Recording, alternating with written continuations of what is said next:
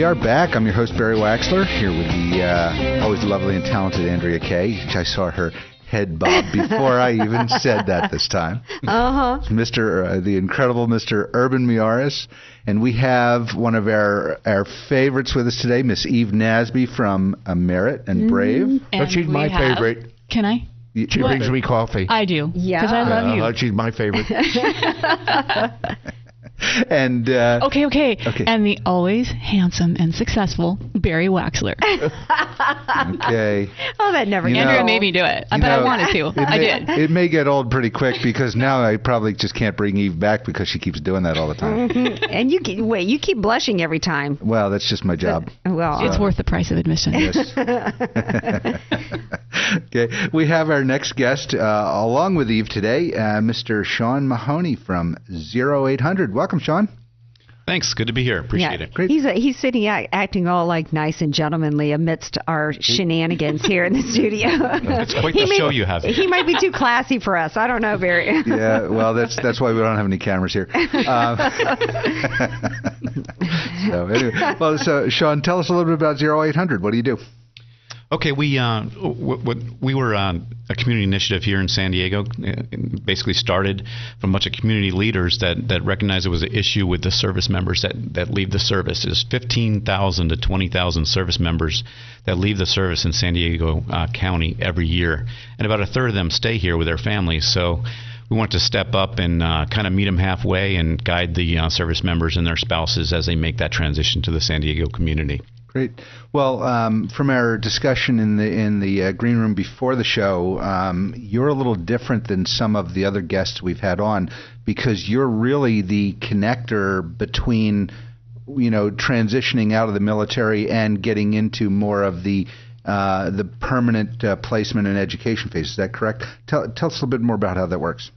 Well, when service members get out of the service, they encounter challenges in a bunch of different areas, and what we focus on is employment and education, and also health, mental and physical health, basic needs like financial that you're an expert in yourself, and also in personal connections, so networking type things. And what we want, our goal is to engage them as early in the transition as possible. So we work with Navy Region Southwest. We have a memorandum that allows us in their transition classes. So when the service members get out, before they get out, about 6 months before, they have a class on base that kind of shows them how to transition. We're presented in there, and if they opt into our program and they want a navigator to help them transition, we'll call them a week later, and then we'll call them periodically until a year after they separate from the service to make sure that we're helping them connect to community resources that help them overcome challenges. Interesting. So I'm going to shift a little bit differently today. Tell me what kind of resources your firm needs to help you do a better job. Well, we're always working with foundations to try and raise more funds. Our biggest donors so far have been Blue Shield of California Foundation, United Way, Walmart, and others, and that's how we've been raising money. It's no cost to the service member or their spouse if they opt in. And we're also connecting them to resources, nonprofits and others in the community. San Diego Veterans Coalition is a great example. It's 140 nonprofits. They offer different services that we connect the service member to. So if someone wants to help a service member, they have a nonprofit that might help, I'd encourage them to join that group, or to be vetted through 2-in-1 San Diego, which allows us to connect the service member to them. Interesting. Yeah, this is a very unique program. There's no other program like it in the United States. It's a pilot program here that Sean is blessed to be a part of and leading the charge. They're the only one that sit behind the blue line. No one else is invited to go to those TAP classes, the GPS classes, and so it's a very unique opportunity. And Sean, why don't you tell them a little bit about your background before you came here? Great. Sure. I was a career Coast Guard officer, so my last assignment was I was fortunate enough to be stationed in San Diego twice on the Coast Guard base there across from Lindbergh Field, across from the airport on Harbor Drive. My final tour in the Coast Guard was the sector commander and the captain of the port of San Diego. So wow. And during that time, I saw people transition out of the service many times and saw kind of the apprehension that they have. They all have it, whether they'll tell you or not. Right. It's a whole new thing for them. So this was real appealing for me to try and help close that gap for them. Interesting. So when you put on a program where you're teaching some of the active military folks on how to transition, I assume you need to bring in outsiders to counsel them, give them some stories and different things, connect them up with the world that they're getting ready to tap into. Is that correct? Well, the way it works is if they opt in and they request that peer navigator, our peer navigators are Masters of Social Work grad students at USC. Okay. Wow. But they're all veterans or military spouses, or they perhaps grew up as a military dependent. They'll get a call from that person a week after that class, and they'll get calls, and most of it's over the phone. In connecting them, it's really to close that gap, to connect to those resources with the nonprofits or the county or the city, the VA. Sounds almost kind of like a headhunter back in my corporate sales days, where they would contact me and see if I needed any help trying to find another job, maybe kind of similar to that. Was that a decent analogy? Yeah, it is. And our tagline is navigate your future. Mm-hmm. Really, their self-determination. They're showing initiative. Of course, they're service members. They're going to show initiative. They're going to step forward. But it's new for them. Right. So what we offer them is 2 or 3 things that might help them overcome a little challenge they might have, and then they choose the one to pursue. The public might be questioning, what's so unique about military transitioning out, or the entire family? And the public doesn't realize, employers and HR, I don't believe, realize that, an example on employment, it's not always about money versus the civilian population where they want to know where the salary is the primary. Transitioning military families and individuals getting out of the military have different priorities. They're in different order than a civilian population. Oh, absolutely. They've been in a different lifestyle and a different environment for, whatever, 5, 10, 20, 30 years, whatever the time frame. So.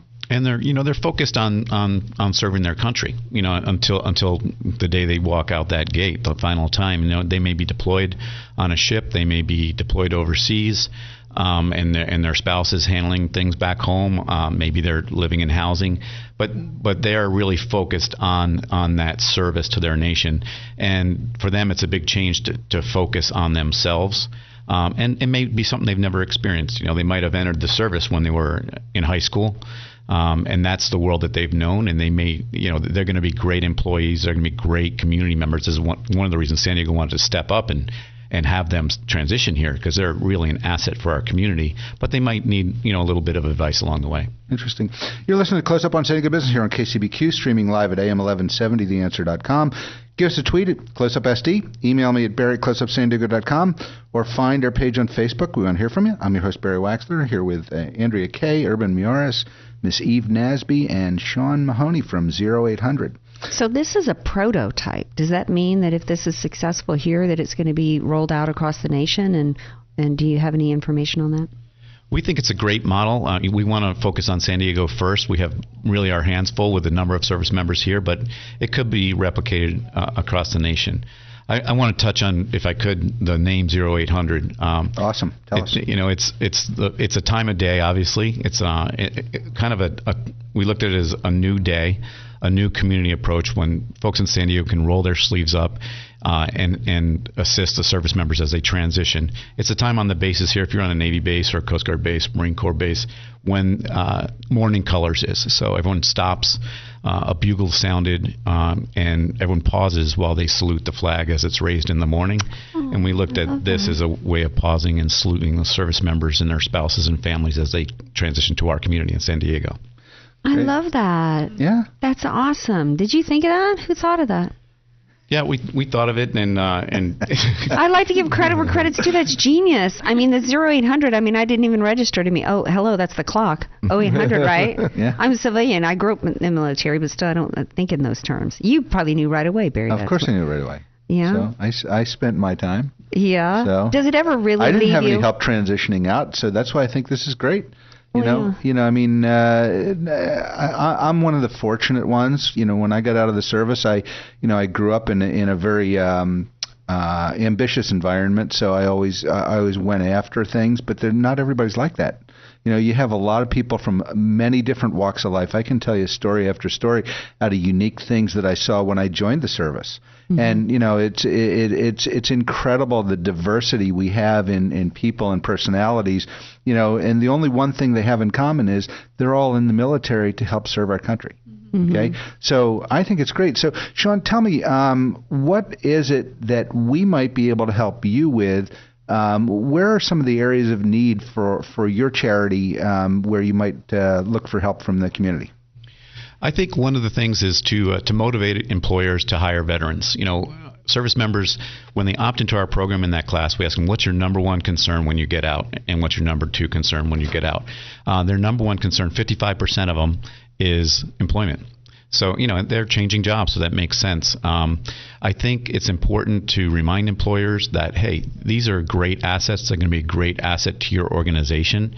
They're responsible, dedicated team players, and really to keep that kind of reminder, and also spreading the word about 0800. Appreciate that as well. Yeah. Obviously, work is the primary focus, but you also deal with basic needs, health, and personal connections. What are some of those other areas? So basic needs, folks may have financial issues before they get out. The pay in the service isn't terrific for a lot of the members. So they might have financial issues already, or they might anticipate some financial issues during transition. That would be a basic need type thing. Housing, they might be leaving military housing, looking for a rental, that kind of thing. Health, of course, physical health, they may have issues that they've gotten from being in the service. Mental health is always an issue for anyone really in the community. And then personal connections. One of the things I noticed when I left the service is right away, you're not with your buds anymore. You're on your own. You wake up in the morning. It might be 0800. You wake up and you're like, oh my gosh, who am I talking to? Who am I emailing? And who am I basically associating with? And there are actually nonprofits that step up and make that connection. So those are the type of things we would inform them about in all these different areas. Yeah.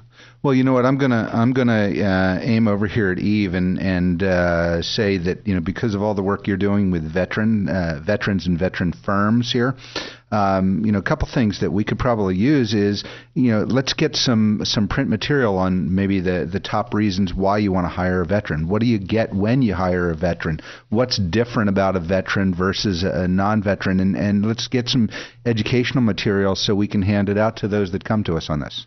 That's a great idea, and I can provide that to you today, and we can also perhaps put it on your website. That sounds good. Ooh, So, love that. And all we have to do is connect up with Miss Dawn Morris, and she just will absolutely love it that I'm giving her another task for our website. Yay. Might cost you a couple more pretzels. Okay. Well, you know what? I'm going to put her on an auto monthly shipment here. There you go.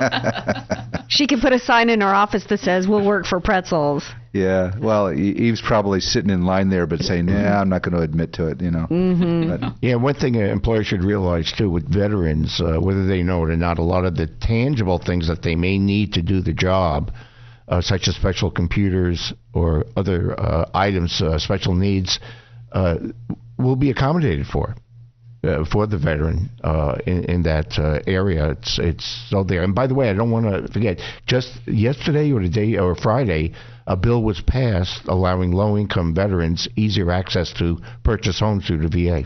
Great. Oh, wonderful. Yeah, awesome. So, I just think that we need to find more and more ways to connect our veterans up to the things that they need. But before I do that, Sean, tell me, number one, how are you funded? We're funded through private foundations. Our biggest funder so far was Blue Shield of California Foundation, okay. United Way, corporations like Walmart, Qualcomm, Kaiser, and others. So we're constantly speaking to these kind of organizations, and a lot of them want to step up and help the service members. It's been a huge effort by service members, and only 1% of our nation serves. It's been a huge effort overseas with the wars, and I think it's time. If we ask them to take that on, it's time to step up and help them as they transition to our communities. Is there a minimum amount that you ask for corporations? No, I mean we pursue a variety of different amounts. Okay. So if somebody's interested, should they just contact you directly?